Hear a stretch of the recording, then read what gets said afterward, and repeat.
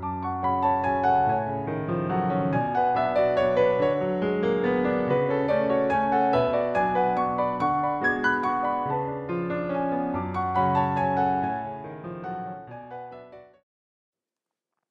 everybody. I'm happy to have another guest, a friend, for an interview. And this time it's Gianni Rizzello, specialist in aircraft transactions. And we'll talk about a bit the difficulties in aircraft transactions. Hello, Gianni. Hi, Marcel. Thanks for having me today. You're welcome. Perhaps you say something or you tell us a bit about your actual activities and perhaps about your career, very shortly, just that people know who you are. Yes, thank you. Well, I've been an attorney practicing in Zurich for the last, I have to think back, it's a long time. I started in the year 2000 to practice in Zurich. As you mentioned, I'm specialized in aviation transactions, aircraft transactions, and this is, however, not the only thing I'm doing, but it's a large part of the work I'm doing. I've been in the firm where I'm currently at since 2004.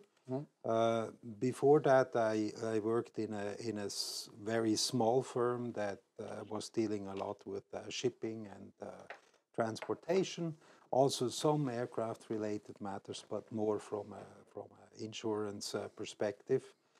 And previously to that, I spent some time in the US getting a master's degree. And before that, I was actually a student at the University of Fribourg, which you know very well. I became a law student based on a number of considerations. I was before getting to the age of university, I was actually very much interested in history of the art, but then I figured out that it's hard to make a living on that. So I kind of decided to study something serious. Practical. And that's how I got to choose law. And after the first year, I knew this is going to be what I would like to do in my life. Okay. Thank you for that. Then, of course, the first question I would have is, and how come aircraft? Well, it's a combination of interest and coincidence, I should say. Like I mentioned, I was working in a smaller firm before where we dealt with a lot of cases around shipping and transportation, and we had a few crashes of aircraft, insurance cases that we are dealing with. And I also was always very interested as a child in aircraft. It was always like a dream to fly, the old dream of mankind.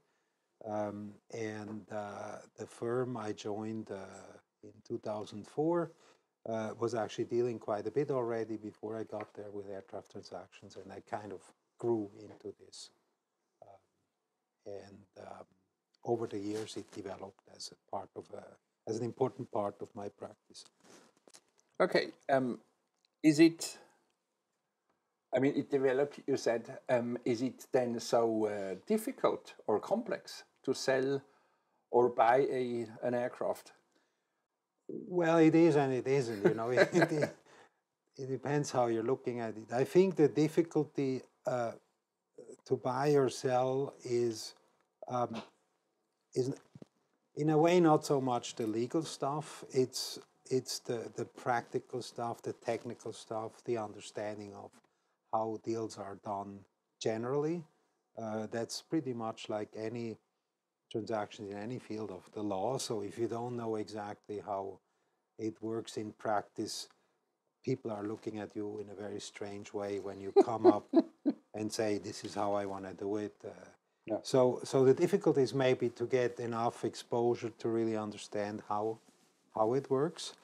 And then, yes, there is a difficulty still, and I think it's mostly the communication, because it's a very international field of activity. So you have to deal with a lot of people from a lot of different countries. So the difficulty, I think, sometimes is to really communicate in a way that everyone understands what you're actually up to or what you're looking for. Perfect. That would be my next question. In fact, no, if you say many different people internationally, many different backgrounds, about how many jurisdictions do we speak of? I mean, well, on average, I would say you easily have maybe 7, 8 jurisdictions in a deal. Okay. Which are, some are more important than others, but for example, you'll see oftentimes parties haggling about which law applies to the contract, and for me it's always yes. If it's your own law, you're much more comfortable, to do something. On the other hand, how do you know that your own law is going to be more advantageous to your side regarding a question that you don't even yet know when you go into the deal? So you have a few, for example, for the applicable law for the contracts, you have a few jurisdictions that typically apply. So you often have UK law, you often have US law, you have sometimes you have Swiss law as a neutral law, but it can be pretty much anything. But then you have jurisdictions involved depending where the aircraft is going to be registered, where it's going to be operated, where the brokers are situated, for example, where the banks are situated. So you have a fair number of, I would say, 7, 8 jurisdiction coming together in a transaction. And your role in that context would be typically what? Good question. But what we are, our typical client is either a corporation or a private individual that purchases or sells his aircraft, or finances the aircraft, or wants a structure for the aircraft. So we're basically just giving the legal advice to that client and tell them, look, this is in your best interest. What we can also do over the years, we have, accumulated a good number of people that we identified in networks. So if the client needs a specialist in this or in that area, we are able to connect the parties there too. And then it depends on the client. Some clients, they just want you to review the agreements and that's it. And others want you to manage the whole sales process, for example, including getting on board whoever you need to have on board to help through the transaction, including sometimes to find financing for a purchase, for example. So we have come across cases where we are writing a number of letters to different banks that we know, can you make us an offer for a financing? So it really depends on the client what his needs are. Are there any specific regulations or complexities that you need to take into account regularly, or which are really important? I mean, as I understand, it seems to be a rather complex matter to sell a plane. It is, yeah. So I think obviously when you're selling a plane, you're talking purchase and sales agreement.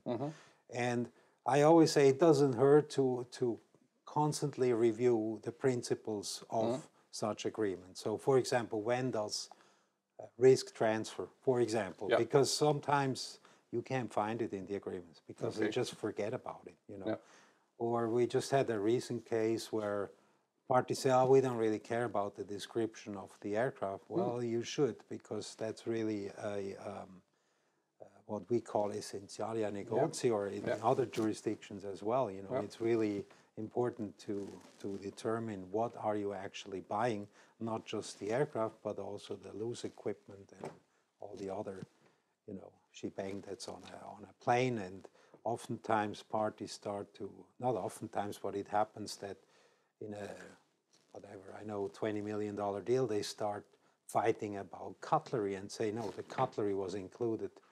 And the other party says, no, it wasn't included. And I've seen cases where the broker went out and bought the cutlery just to get the deal through because it wasn't so expensive, the cutlery. But the question is, are there many regulations you have to? I think the importance is to find out what's really important for the deal, or maybe put it otherwise, where are the risks for the client, So, for example, money flows, is you have to respect the money laundering procedures, and you have to check the jurisdictions, and but then you have to go into the different rules, obviously, that exist in the different jurisdictions.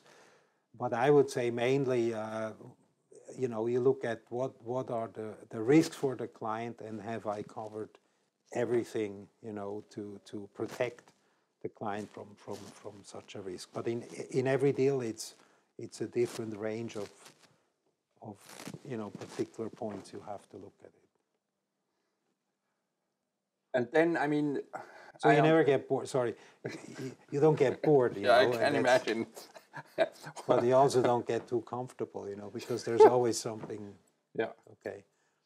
But I mean, that's to a large extent also a question of experience, correct?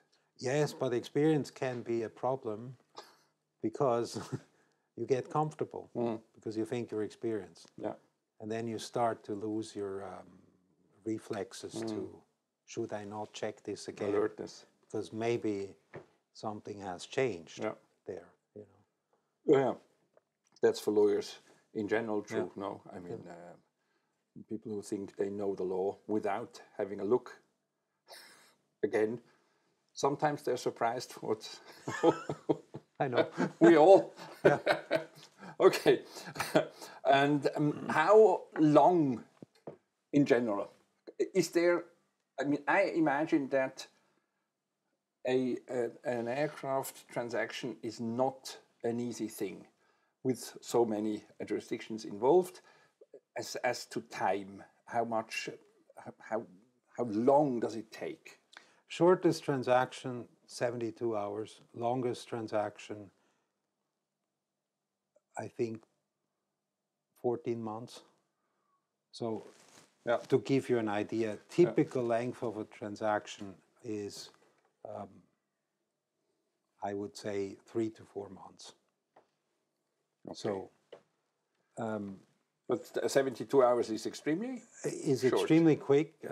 It was also an asset. It was a share deal. So the company was sold, and the buyer knew the asset very well. Yeah. So someone decided, get rid of this, and we have 72 hours. But typically, you need, and we can go into the details, but you need some time because you have typically, letter of intent, then you have an agreement after some time, and that can vary on length of negotiation. And then typically the aircraft goes in an inspection, and then there is a decision of the buyer after having inspected the aircraft. And then it depends on where you register, financing, and all that. But I would say roughly 3 to 4 months is a good guess for. Okay, but that would be my next question. No, there is, so I understand, maintenance and quality control.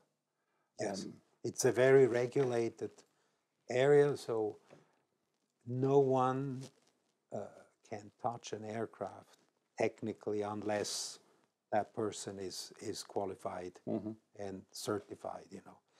It doesn't mean that it doesn't happen. Of course. So you see all kinds of sometimes funky paperwork when you go through the details, but the rule is that you have to be certified to be able to even just inspect the aircraft. Yeah. Of course, you can do a walk around and go inside, but as soon as you have to take off panels or Yeah. loosening screws or things like this, it's a very regulated environment.